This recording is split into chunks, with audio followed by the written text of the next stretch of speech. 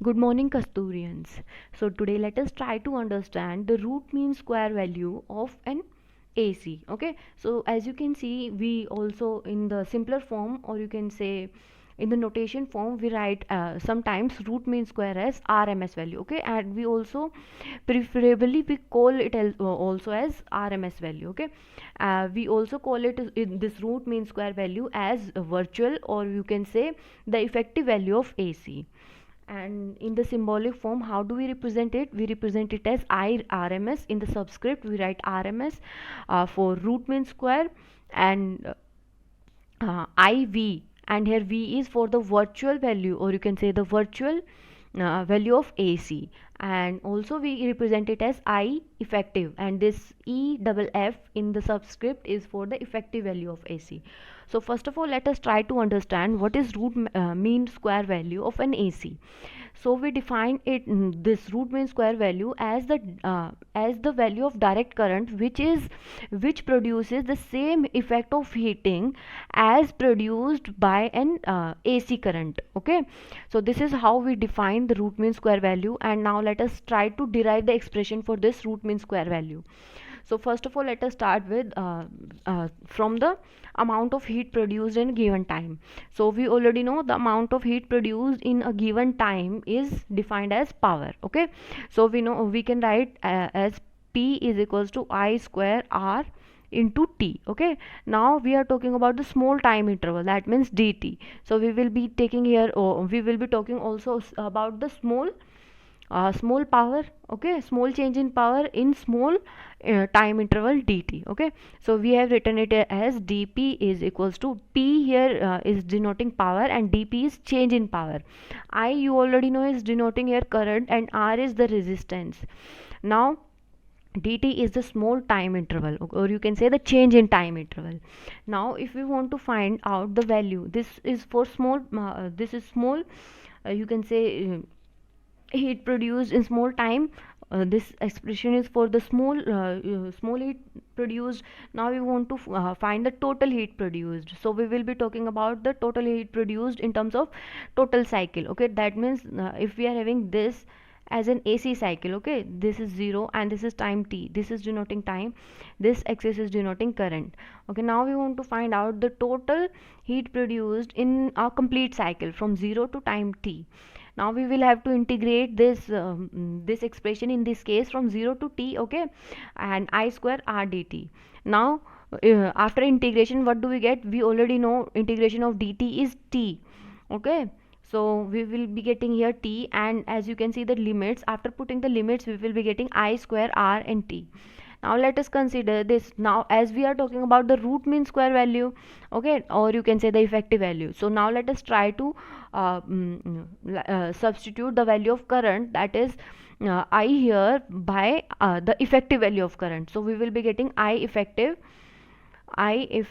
square rt is equals to I square rt. Okay, now see, uh, what we will be doing now, we will try to equate these two equations, and what we will get here in this equation, that means I effective, we are having t, the capital T. After integration, this is the equation. Now before integration, that means the value of p, that is power, it will be this. Now let us equate this equation and this equation. What do we get? I square rt is equals to integration from 0 to capital T r I square r and dt. This is small interval time, that is dt. So I square r, see this r and r is same on both the sides, so it will get cancelled.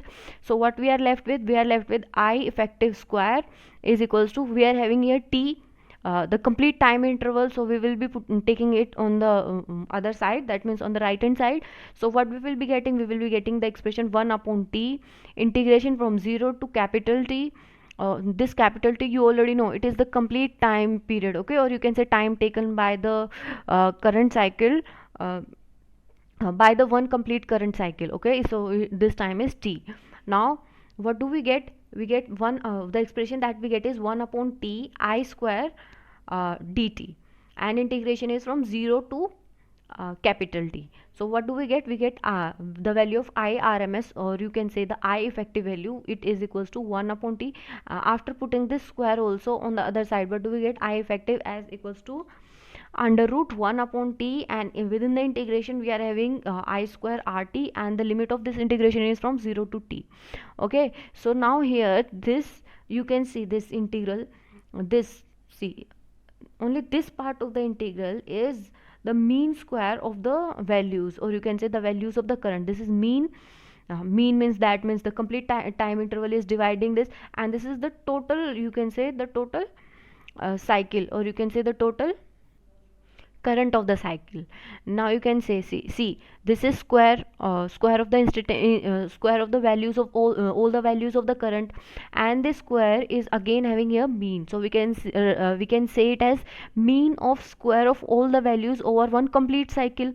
Okay, and on above of it we are having the under root, that means square of all the values and the under root. Okay, so this is how we call it as root, mean, and square values. Okay, so this root, as you can say, this is root mean square na, so this root is misleading because it is coming at the end.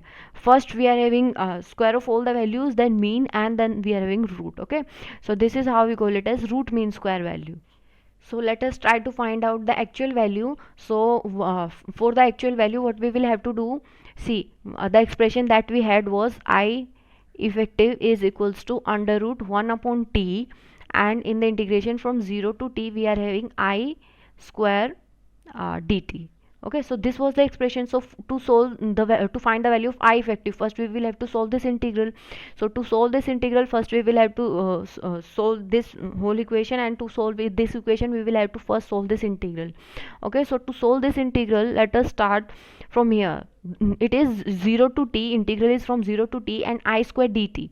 We already know the value of I, that is I naught sine omega t. Okay, from the earlier lectures, or you can say from the earlier videos, we know the value of current, that is I naught sine omega t, and after putting the value of I in this equation we get I naught square sine square omega t dt.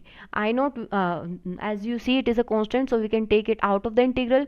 So what we are left with, integration of sine square omega t. So sine square theta, you already know what is the value of sine square theta. It is 1 minus cos 2 theta divided by 2. Okay, so this is what we have done. We have put the value, we have expanded the sine square omega t as according to this formula, and what do we get? Theta here is omega t. Okay, so we will be getting 1 minus cos 2 omega t divided by 2, and the integration is with respect to dt. So what do we get? We get I naught square 2 we can take outside as it is common. So what do we get? We get, after integration of 1 we get t, and after integration of cos 2 omega t, what do we get? We get integration of cos is sine. Okay, so we will be getting sine 2 omega t, and whatever is inside this angle, that is theta, so we will again differentiate it, and whatever we will be getting, we will be putting it in the denominator. So after differentiation of 2 omega t, we will be getting 2 omega, so that 2 omega we have kept in the denominator. Now what do we what we have to do? The next step is I naught square, we have to put the limits. Okay, so I naught square by 2, it is outside already, so we have to put the limits. T we have to replace with the capital T in the whole equation, and then we have to put 0 also. Subtraction, you already know how to solve the limits, subtraction sign, and again we have to put 0 in place of small t. So first we are having t minus sine 2 omega t divided by 2 omega minus 0 and 0. Here we will be having 0 in place of t, and sine 0 is 0, so the value here is 0. Now you see here what we are having, this t is as it is, sine 2 omega t divided by omega t. Sine 2 omega t, that means sine over a complete cycle. What will be the value? Sine value of sine over complete cycle means complete cycle is this much, from 0 to t. So if we take the value, the integration of sine over this complete cycle, we will be getting this, that means 0 we will be getting. Otherwise also you can see we are having 2 omega t, so we can write it as 2 omega is 2 pi by t, you already know, and t we are having outside, and this t gets cancelled. What do we get? We get theta is 4 pi, and you already know sine of every pi is 0, so sine 4 pi will be 0. So we will be getting I naught square by 2 and t. So what will be the value of this integral that we have we wanted to find the value initially? It is I naught square t by 2. So now this much we have found. We know it, we will have to put the value of this integral in this equation. So this is the value of integral, and we also have 1 upon t, that means mean, the time interval, and under root also we are having, you can see from here, match. Now after solving this, t and t gets cancelled. What do we get? We get the value of I RMS as I naught square under root 2. Okay, this was the value here, under root I naught square by 2. Okay, so I naught and I naught, see, square and square gets cancelled. What do we get here? I naught divided by under root 2. Okay, so this is the value of RMS. So you can see the value of RMS is, the value of I RMS is I naught divided by under root 2, and this I naught is instantaneous value. Okay, or you can say the mean value. Okay, now, and this is RMS is the root mean square value of the current. Okay, so this was our task. Okay, so that's all for today. Thank you.